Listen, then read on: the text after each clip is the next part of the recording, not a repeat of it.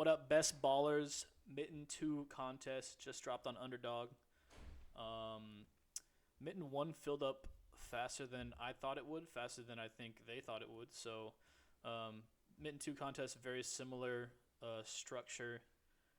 I'm going to go over the basics for anybody who doesn't know what the heck this is. You're drafting a 10-man team against six other people, so there'll be one of six people in a draft.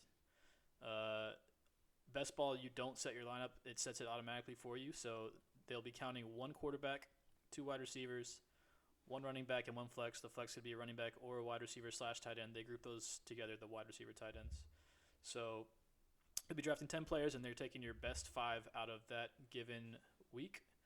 The reason this contest is unique and there's edges is the rounds that you have to play. So each round of these is a different NFL playoff week. So the first round you'll be playing against the people you drafted against. Two out of the six will advance in out of the what would be the wild card round in the NFL playoffs. And then they put you in a random pod of 10 people, and that pod will be the divisional weekend of the NFL playoffs. Then they'll put you in another random pod if you advance. You have to win your pod. They'll put you in a new pod of 10. That will be the conference championship, and then the 375 seat final would be just the Super Bowl. Now that's important because if you think about it, teams will be getting eliminated from the playoffs as you draft. So as the NFL playoffs goes along, everyone's going to be losing players if their team gets eliminated. So basic strategy for this is you want to have at least five guys alive in the Super Bowl. So you want to pick a team, stack up as many people on that team, and have another team that will play against them potentially in the Super Bowl. And that's how you build a winning roster. It's important to look at the payouts in this one. That'll kind of determine your strategy. So it's a 375 seat final, and if you make the final, you get $250 guaranteed. Now, that's not bad. I mean, it's a $5 entry, so that's pretty good on a $5 bet. But you have to get all the way to the third round, advancing through a 1 out of 10 pod and your 2 out of 6 pod. So if you do that, you get if you just advance to the conference finals, you get a min cash. So all that's to say, you want to be stacking your teams to perform in this week, the conference championship week. You need to have 9 or 10 guys alive at this point in the tournament so that you can advance a team and actually get to the final and hopefully have 5+ guys alive to fill the roster and potentially win some real money. Like, I mean, if you don't top 10, you're not winning much anyway. So 112,000 entries is quite a bit. We need a lot of luck, but if you draft correctly, this is one tournament where people just don't do that. They don't think about it. They're just kind of going through and clicking teams, and I'm sure you'll see that as you draft. So I'm going to go over my macro strategy for this tournament. Because the NFL playoffs does not start for 2 weeks, we've got 2 weeks. We got this week where we don't know exactly the playoff matchups, and we got next week where we definitely do know the playoff matchups. The only edge that we have in this week right now is that we can get some guys a little cheaper because people will be drafting guys that are not necessarily playing next week. So people are going to be picking Bucks and Panthers players. They're going to be picking Steelers, Ravens players, thinking that there's a chance they're going to play. I don't like doing that too much because you can just do that next week when you do know who's in the tournament. So my strategy is going to be draft a third of my teams, however many you think you might put in the tournament. Draft a third now, and then 2/3 next week whenever we know the actual teams and which seeds they're going to be. Our other edge right now is I've already gone through and decided which are the safest team combos. We'll get into that in a minute. As far as drafting Bucks, Panthers, Steelers, Ravens, I know it might be tempting because you think like the Bucks will beat the Panthers, or maybe you think the Ravens will beat the Steelers, or the Steelers will beat the Ravens. Whatever you want to do, I would not pick the Panthers or Steelers. They go really cheap right now. They always have gone cheap in drafts, even when people thought that they were going to make the playoffs. Like the Steelers have not been expensive, even when they were 80% to make the playoffs. They lost last week, so now they're in like a 60-40 chance to make the playoffs. So I'm not picking them this week. I will pick them next week if they make it, just to, have a few teams, because you never know. It's the playoffs. Anything can happen. So the Ravens, I'm going to wait until I hear that Lamar Jackson is named the starter, and then I'll pick a few Ravens teams. If the Ravens do win and make the playoffs, they will be kind of expensive, at least towards the end of the contest, because the Ravens in the past have been known to get in shootouts. Their defense is not that good, so they're going to score a lot of points if they do win. Same thing with the Bucks. If they do win, they're going to score a lot of points. The defense is not good, so they're going to get more expensive. The Panthers and Steelers probably not too expensive. So yeah, that's just my basic strategy. Basically, split it up into 2 weeks. First week, we're going to be taking safe combinations that we know will give us a chance to have 10 guys alive in the conference championship, which is the entire strategy for this tournament. MicroStrategy, I've already kind of talked about it. We're gonna pick the safe teams. We're gonna be aware of which teams could potentially be on bye. So Seahawks, 49ers, it's a coin flip right now of who's gonna win that tournament or win that game, and then the Broncos are pretty much locked in to have a bye. So pretty for sure not gonna be used in your first round 2 out of 6 matchup. So we'll go ahead and talk about the seeding a little bit. Broncos, like I said, definitely will most likely win the 1 seed. The Chargers have already said they're resting their starters this week, so shouldn't be any resistance there. Pats play the Dolphins at home, so they should be locked into the 2 seed. Jags play the Titans at home. They should be locked in to the 3 seed. Steelers, Ravens, right now Vegas says it's 60% Steelers. Steelers are actually at home. Texans are pretty much locked into the 5. They have a home game against the Colts. Vegas has that at a 10-point favorite right now, the Texans. So I'm going to respect that and just lock the Texans into the 5 and draft accordingly. Bills are right now the 7, but like I said, the Chargers are resting starters because they can only be the 6 or the 7. 6-7. The Bills are going to go ahead. I'm gonna lock them in at the 6 pretty comfortably. They win, and they should be the 6. In the NFC, it's much murkier. The Seahawks and the 49ers, Vegas has that like a true coin flip right now. So that kind of makes it tough to pick teams that we think can be in the conference championship, because we don't even know what the first round matchup is going to be, let alone the second round matchup, which is kind of what we can guess in the AFC. The Bears are 75% to win right now. They have a home game against the Lions, which I have closer to a coin flip. They seem pretty sure that the Bears are going to win. I don't know. I kind of feel like they might lose. The Eagles, if they win and the Bears lose, they would flip to the 2. So that's just, you don't know who the 2 or the 3 is going to be, and that's like really important when you're trying to project who's going to play in the first and second round of the playoffs. So the Bucks Panthers, of course, is that coin flip for the division. Seahawks could be the 5 or the 1. The 49ers can be they actually cannot be here unless there's a tie. Technically they're alive for the 5 seed, but if they don't tie, then the 49ers are going to be the 6 seed. The Rams actually have the tiebreak over the 49ers. So 5 seed is going to be almost for sure Seahawks or Rams, and then the 49ers are either the 1 or the 6, and the Rams, 49ers, of course, can be the 5 or the 6. The Rams can only be the 5 or the 6. Packers are locked in at the 7. That's the only one that we know for sure. So that's why it's kind of ugly right now, is why we're not drafting too many teams this week. I'll go ahead and say that this combination of AFC teams is what we're trying to target. So we are pretty confident about the seeding in the AFC. This is like kind of the gospel for me in terms of which teams I'm trying to stack up. I've already said we're trying to stack up five guys from one team, hopefully, and then have a few guys that pair with that team. And then on the other side of the ball, on the other side of the conference, we want one team. Hopefully, it's like 2 AFC teams and then 1 NFC team. You can kind of stack NFC teams, but it's just risky. It's something you don't really gain anything right now to do. when you can just do it next week with the remaining 2 out of 3 of your entries. So really trying to stack AFC teams this week and then pick an NFC team to stack across from them. I'll go through the AFC scenarios, why these stacks are the most important ones. The Bills and Chargers, they just can't play each other. They're the 6 and the 7. They will not play until the conference championship. They'll keep playing the 1, 2, and 3 seeds. Chargers, Jags.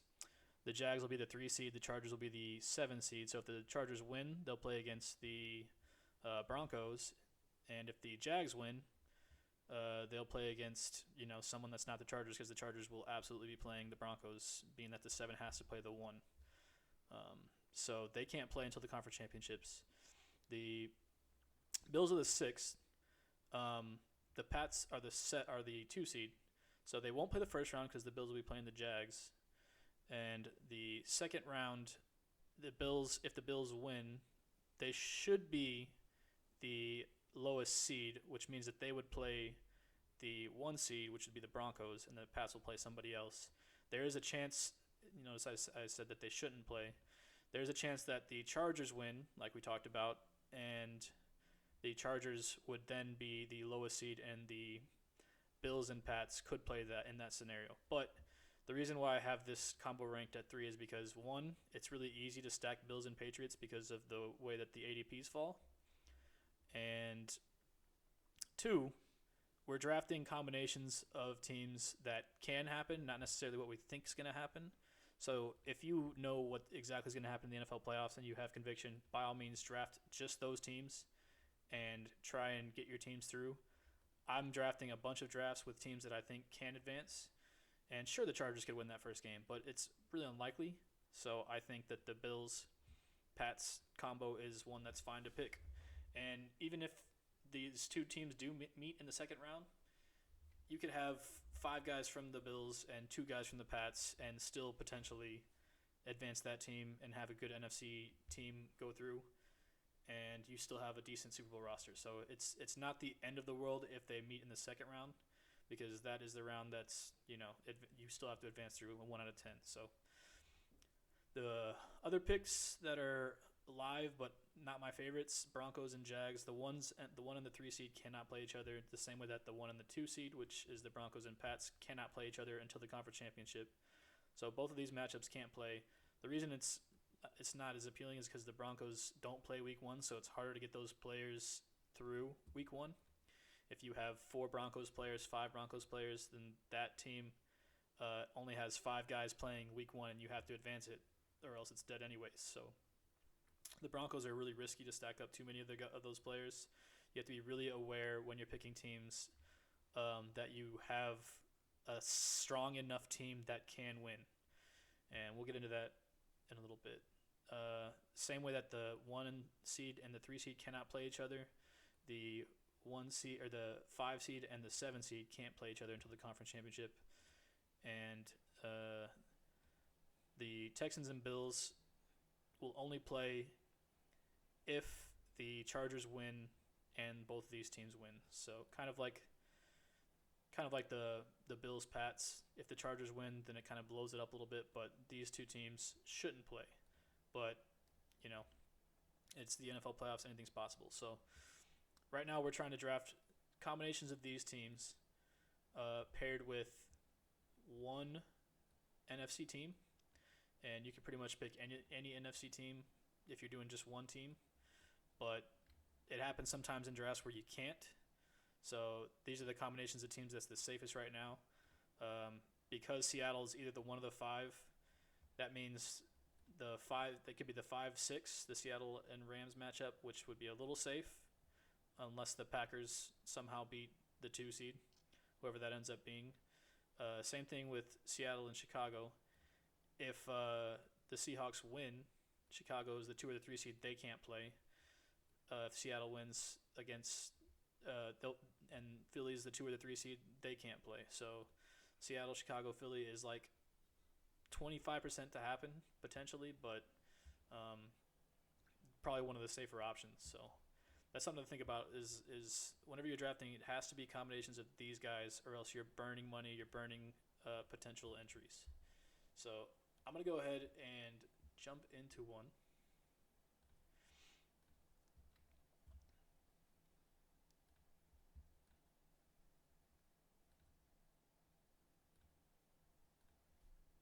And we're going to.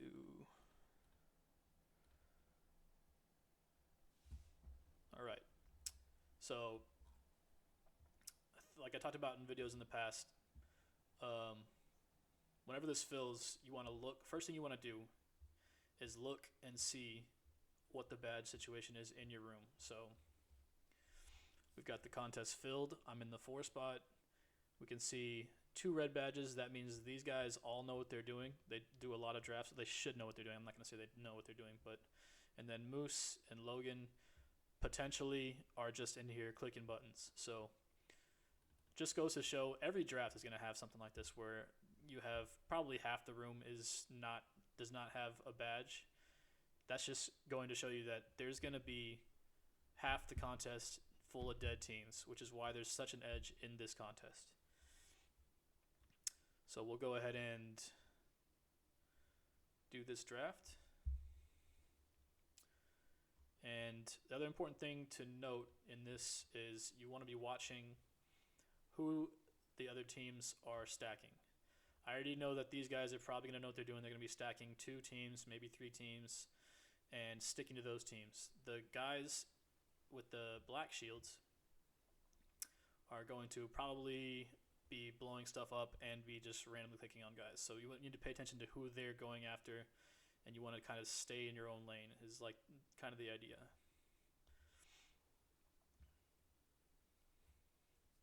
Now from the 4 spot, sometimes you can get Josh Allen and James Cook. So we're gonna see what happens. See, this guy went with JSN. We're gonna take Josh Allen. We're gonna start building a Buffalo team, which is just fine.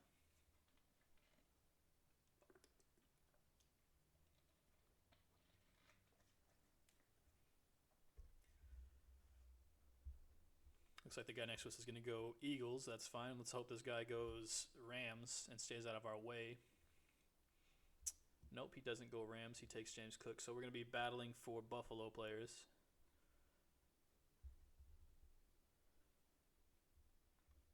Then this guy goes Devontae, A.J. Brown. All right, so we're going to take Kyron here. That's okay. I kind of like the Kyron angle, being that Blake Corum got hurt. And Kyron could be a really nice week 1 advance. So this gives us options on our next pick. ETN's going a lot early because it's really easy to get all the Jacksonville pieces. So this guy got Kittle McCaffrey. He's going to be building San Francisco. We'll see what he does with the AFC pick. He takes Trevion. So these guys are going to be battling for New England pieces. That's nice. This guy should take... Okay, nope. So Stafford's going to keep coming. Pause. This guy's got Seattle and Jacksonville going. Hopefully he doesn't just randomly take Matt Stafford here. That would be devastating. If he does, though, we know we can safely stack. Yeah, okay, so we got Stafford. That's good. Could potentially try and push him. I mean, this guy is Adam, so he's definitely taking Stafford if we didn't take him. This guy's going to build out the entire Philly team, and then he's going to look for an AFC team.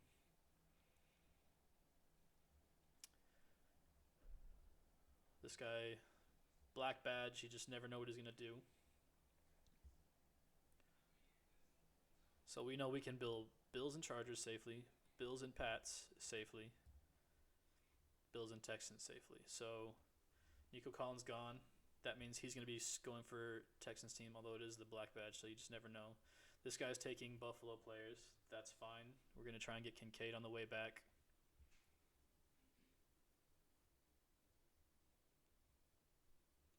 Texans, Bills, Pats. So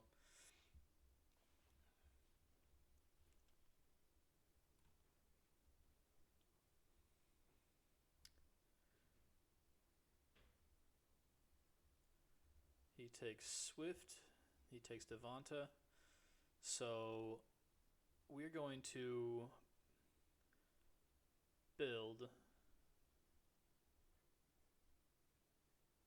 Yeah, we're just going to take our Kincaid now.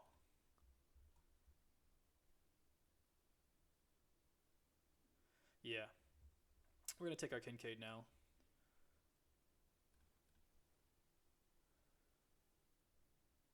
Team would be kind of busted if we did not get Kincaid there.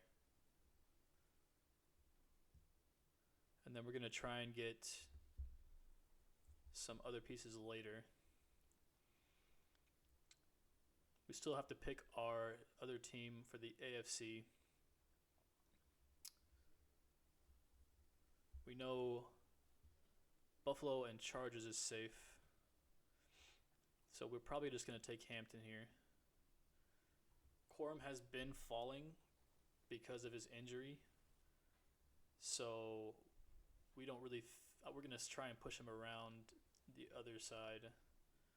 But what we don't want is someone to take our Chargers piece and then start scooping them. So we don't want anybody to go for it. We want them uncontested, basically. So now it's pretty clear. We got Buffalo. We've got the Rams. I don't really need Corum.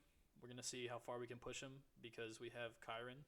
And honestly, it's a little better if he doesn't play. So this guy does not go Corum. It's not the worst thing to take him still. Josh Jacobs falls all the time, by the way. We just want to make sure that nobody takes Ladd McConkey whenever we have our next pick. So I'm going to go ahead and take Corum right now just because we don't really have a better pick that's vital to our team.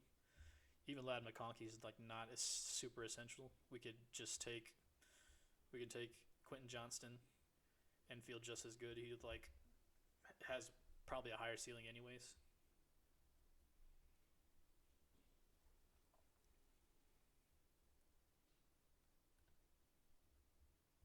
It's important to note now we're not taking Herbert because we already have two quarterbacks that are playing every round. So we're not going to be taking Herbert. We are hoping that if the Chargers make a run, it's mostly through Hampton.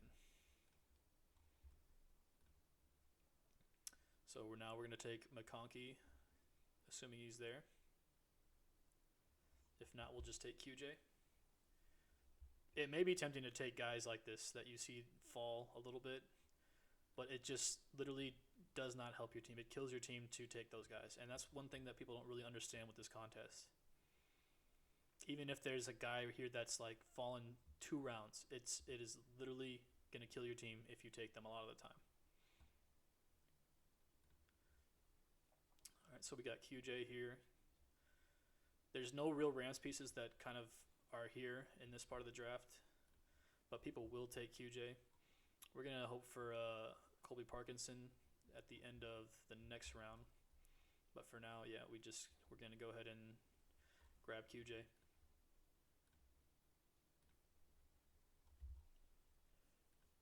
Let's check in on everybody else, see how everybody's doing.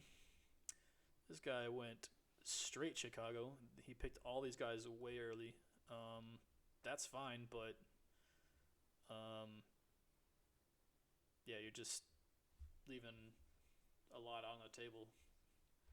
But I guess he's going to try and come back and scoop some of my Buffalo pieces. I'll keep that in mind. With this next one, I think I'll go ahead and take... The thing is, the Buffalo pieces I like are not the pieces that everyone else seems to like.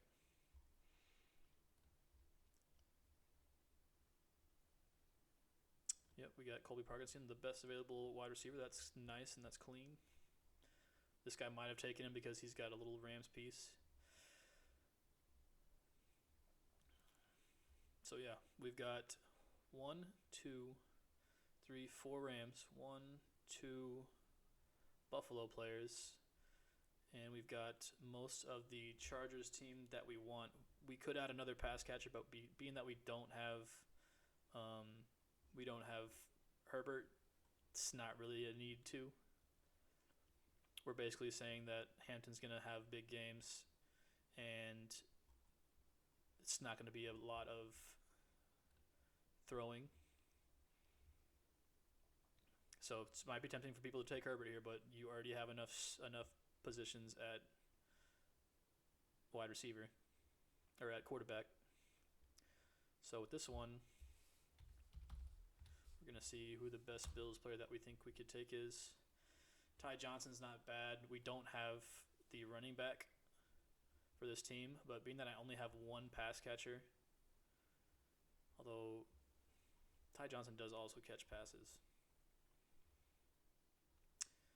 We're going to assume that we have the correct, we have both Kyron and Blake Corum. So we're going to assume that those two guys both could go off. That's going to be a little unique to own. Not many people are going to have both those guys. So we're going to go with a pass catcher here. And we're going to go ahead and take Brandon Cooks. So that gives us another Bills pass catcher. What if Josh Allen has to throw the whole game and we don't have James Cook? So we're just hoping Josh Allen in the Super Bowl throws touchdowns to Kincaid and throws a bomb to Brandon Cooks. Then on the other side of the ball, we are hoping that the Rams make it and that Blake Corum and Kyron Williams are taking turns running at will. Maybe Matt Stafford throws one to Blake Corum. Maybe Colby Parkinson gets a couple of red zone looks. Maybe Josh Allen runs a couple in, something like that. That's the story we're telling for this draft. And the nice thing is, even though we went with a lot of Chargers players, we don't need the Chargers to make it to the Super Bowl for this team to be live. We just need them to win the first game at the Patriots, which is perfectly possible. And then if they somehow win the second game, say they beat the Patriots, go and play the Broncos, they could win that game. That's a division opponent. They have played that game many times. They could win that game, and then in the championship, we have Buffalo in the conference championship. The AFC championship, we have Buffalo and the Chargers, and they get in a shootout. Meanwhile, on the other side of the ball, it's the Rams playing against, the Seahawks. And what if that's a defensive battle and they score almost no points? And then we get to the Super Bowl and nobody has the Rams pieces because that game was so low scoring and you had to have Josh Allen or you had to have Marion Hampton. And even though he's not going to be with us in the Super Bowl, we're going to have an entire Buffalo team and a Rams team on the other side of it. So reverse engineering a Super Bowl is definitely the most important strategy in this contest. You want to pick teams that make sense. You want max 3 teams. On occasion, it is okay to take a one-off if you don't feel like your team is strong enough to advance like in any given round. So I'll give you an example. I drafted, let's see.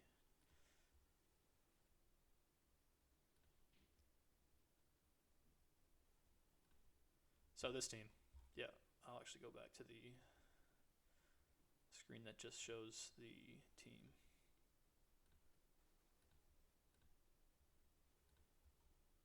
Where'd that just go?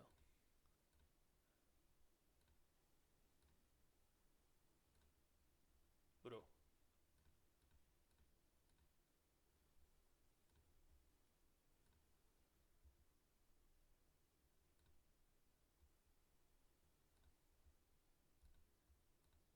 Oh, here it is. Okay. So this team. We went with the Rams Chargers stack. And at this point, you can see pretty clearly we're just going Houston, and then we mix in some Chargers teams, or some Chargers pieces. We have 1, 2, 3, 4 Rams pieces, so 4 guys from the NFC. We have 1, 2, 3, 4 Chargers pieces, and then we have 1 Nico Collins Houston pick. So that's our 2 AFC teams, and then we have a big Rams stack on this side. With this particular team, I thought that it was not strong enough at running back, so I decided to add another running back here. With the Blake Corum injury, who knows if he's going to play week 1. So this one, my week 1 would essentially just be Omarion Hampton at running back. Pretty good at wide receiver, but nothing here is guaranteed with the Chargers and Rams. So I thought I definitely needed a chance for somebody to have a big game, so I added Common on guy just as a one-off. Probably a one-off. Like if he makes it to the second round, which is entirely possible, that's fine too. Rams and Chicago playing each other is very possible. It could happen even week one. But if you don't think your team is strong enough in any position, it's okay to add an extra piece, and that's going to happen, especially with teams that have a bye. So like you'll be building Denver teams or Seahawks teams or 49er teams, and you look up and you have four guys that might be on bye that week. You have to add somebody to help you advance. So that's just part of the contest. It's something you have to think about when you're drafting. Around round 8, just look at your team, say how many of these guys could be on bye when I'm building, and then you might have to make an adjustment off of that. But hope this helps. I'm gonna come up with another video next week after we know the seeds for sure, and we can talk about strategy again. If you're drafting these teams, if they say Lamar Jackson is going to play this week, I would pick some Ravens teams because they're going to get expensive. I mean, maybe if you're drafting 10, maybe draft 1 or 2 Ravens teams. Don't do a bunch of them. But, like, if he plays, the Ravens could make noise. They're going to get more expensive. You're going to want a piece of them if they make the playoffs. It's still Lamar Jackson. It's still the Ravens. Same with the Bucks.